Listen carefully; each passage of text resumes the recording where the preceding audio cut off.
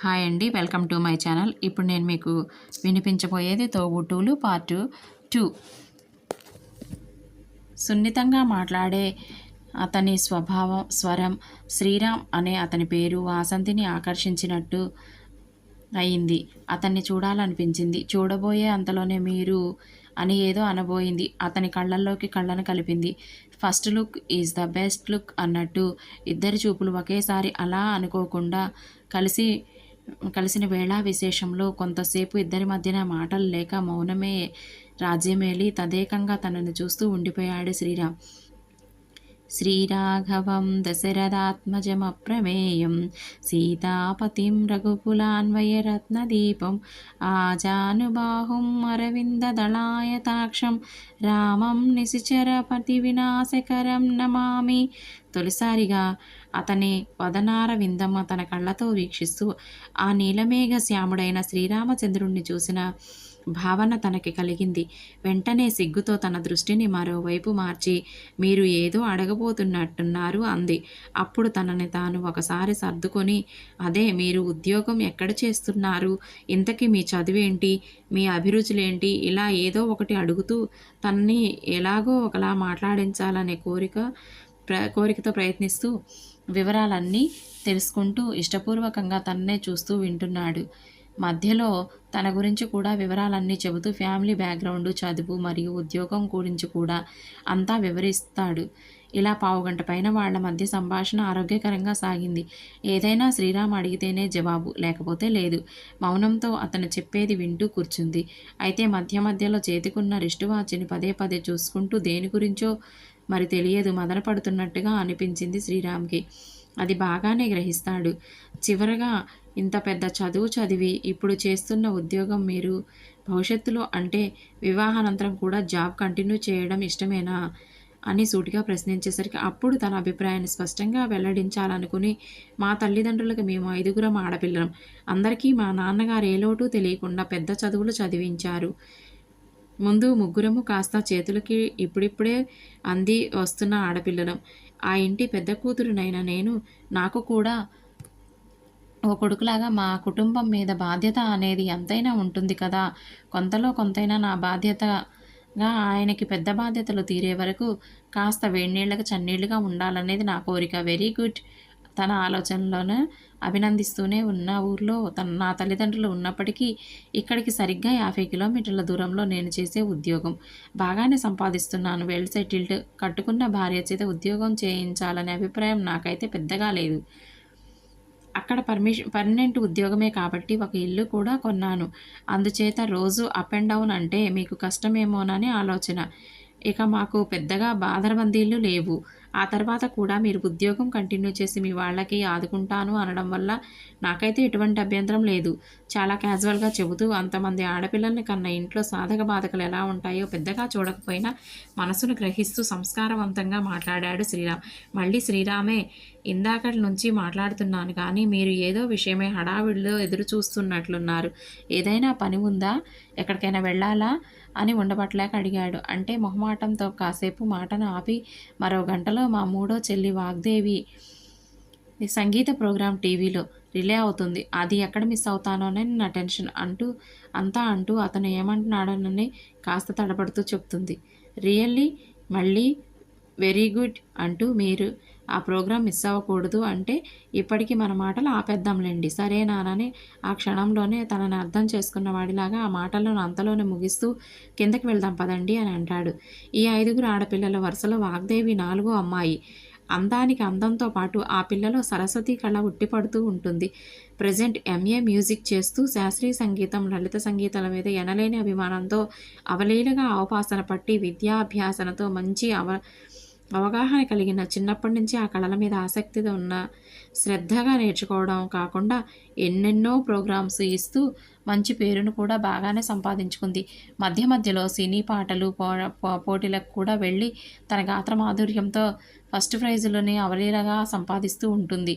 ఇప్పుడు ఈమెకు తోడుగా వెళ్ళింది daring and dashing women Vardhini.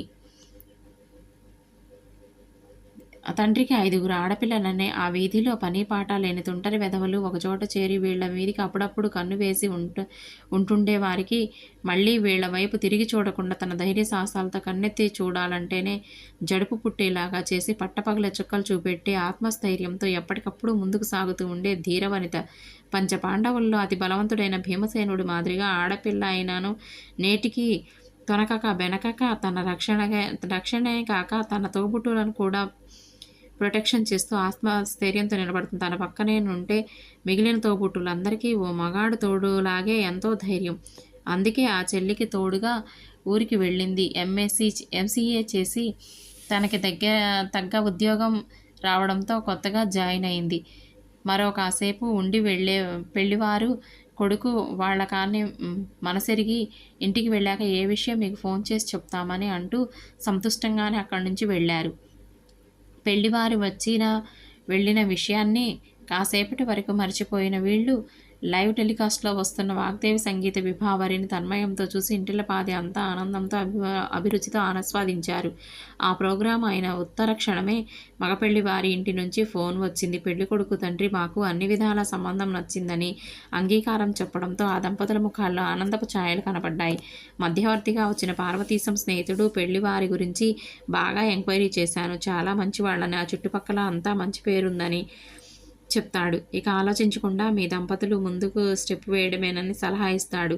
పిల్ల ఆంతర్యం తెలుసుకునేందుకు తల్లి దగ్గరగా వెళ్ళి అడిగేసరికి మీ ఇష్టం అనేసి సిగ్గుపడుతూ గదిలోనికి వెళ్ళిపోయింది. మరో 10 నిమిషాలు కూడా కాలేదు, మళ్ళీ ఫోన్ రావడంతో పెళ్లి కొడుకు పెళ్లి కూతురుతో ఫోన్లో మాట్లాడతానని అంటాడు. ఏదో రకంగా తనతో మాట్లాడాలని వంకుతూ. నాకు ఈ సంబంధం ఇష్టమే, మరి మీకు ఇష్టమేనా అని అడిగి తెలుసుకునేందుకు చేసినట్లుగా చేసి తన అభిప్రాయం కూడా తెలుసుకున్నాక మీ చెల్లెలి ప్రోగ్రాం మేము కూడా చూసాము. చాలా బాగా పాడడమే కాకుండా మంచి భవిష్యత్తు కూడా ఉందని మనస్ఫూర్తితో అభినందిస్తాడు. అప్పటి వరకు కాస్తో కూస్తో అతని మీద ఏదో తెలియని అనుమానంతో బెరుకుతో భయంగా ఉన్న వాసంతి ఇప్పుడు పూర్తిగా మనసున మంచి అభిప్రాయం ఏర్పడుతూ తెలియకుండానే ఆరాధించాలనుకుంటుంది. ఇక అది మొదలు ఊర్లో పెళ్లివారికి చాలా బంధువర్గమే ఉండడంతో మేనమామలు, మేనత్తలు, అమ్మమ్మ, నానమ్మ, తాతయ్యలు అమ్మాయిని చూసే నెపంతో వచ్చి వెళ్తూ ఉండే పెళ్ళికొడుకు తల్లిదండ్రులు వీళ్ళకి బాగా మాటలతో దగ్గరవుతున్నారు. వివాహమయ్యి ఎక్కడో దూరాన ఉన్న శ్రీరామ్కి ఏకైక చెల్లి కూడా రావడంతో ఆమెను వెంట పెట్టుకొని వాసంతి మళ్ళీ చూసే నెపంతో శ్రీరామ్ కూడా అలాగే వస్తాడు. ఉన్న ఒక్కగానొక్క పెద్ద దిక్కు శ్యామల తల్లి భ్రమరాంబ. ఆమె భర్త వృద్ధాప్యం వల్ల పెద్ద కారణం అంటేనే కానీ ప్రయాణాలు చేయలేడు. అందుచేత మనవరాలికి పెళ్లి సంబంధం కుదిరిందనే శుభవార్త తెలిసి ఆనందంతో తన కొడుకు కూతురిని ఇంట్లో దింపమని చెప్పి ప్రయాణమై ఇక్కడికి వస్తుంది. కూతురికి ఏదో వెనక మాట సాయంగా ఉంటుంది. వచ్చినప్పుడల్లా కూర్చొని చేసే పనులు కూడా చేస్తూ ఉంటుంది. పెరట్లో తులసికోట దగ్గర అలవాటుగా కూర్చునే ఈమెకి పక్కింటి పంకజం పిట్టగోడ నుంచి కబుర్లు కలుపుతుంది. నిజమే పిన్నిగారు, ఈ ఆడపిల్లల పెళ్లి సంబంధాల విషయంలో శ్యామల భయపడుతున్నప్పుడల్లా నేను ఒకటే చెబుతూ ఉండేదాన్ని. నేటి రోజుల్లో కడుపులో బిడ్డ ఏ బిడ్డ తెలుసుకునే ఒకవేళ ఆడపిల్ల అయితే వెంటనే తీయించాలనుకునే ప్రబుద్ధులు ఎందరో ఉన్నారు. అందువల్ల మగపిల్లల జనసాంద్రత, ఆడపిల్లల జనసాంద్రత ఆ మధ్యకాలంలో బాగా తగ్గిపోయింది. ఆడపిల్ల సంబంధాలు వెతుక్కుంటూ వచ్చి మరీ ఈ రోజులను బట్టి అవసరమైతే ఎదురు కట్నాలే ఇచ్చి చేసుకుంటున్నారు. శ్యామల బెంగపడక నిశ్చింతగా ఉండమని చెప్పేదాన్ని. అయినా ఆణిముత్యాల్లాగా అందచందాలు, విద్యా వినయవేదాలతో ఉన్న మీ మనవరాళ్ళకేమమ్మా సలక్షణంగా చిదిమి మరీ దీపం పెట్టుకోవచ్చు. నిజంగా చెప్పుకున్న వారెంత అదృష్టవంతులై ఉండాలి కానీ వాళ్ళ మంచి చెడ్డలు ఎరిగి నిర్మలత్వంతో ఉన్న అంది పంకజం. నిజమే తల్లి, నువ్వు చెప్పినట్టు మాటల అక్షరం కూడా పొల్లిపోకుండా నా మనవరాళ్లకే సరిపోతుంది మహా పొంగిపోతూ అంది భ్రమరాంబ. ఉదయం అందరూ డ్యూటీలకు కాలేజీలకు వెళ్ళిపోయిన తర్వాత వచ్చిన భ్రమరాంబ చుట్టూ సాయంత్రం వచ్చాక 5గురు పిల్లలు అమ్మమ్మ అంటూ గారాలు పోతూ ప్రేమతో చుట్టేసి కొంతసేపటి వరకు ఉక్కిరిబిక్కిరి చేస్తారు. నా బంగారు కొండలే అంటూ అందరినీ ముద్దులాడి తర్వాత ముఖ్యంగా పెద్ద మనవరాల దగ్గరికి తీసుకొని పెళ్లికళ వచ్చేసిందే బాలా మురిసిపోతూ దిష్టి తీస్తూ మెటికలు విరుస్తుంది. పెళ్లి మాటలు కానీ పలానా రోజు వస్తామని పెళ్లివారు కూడా కబురు పెడతారు.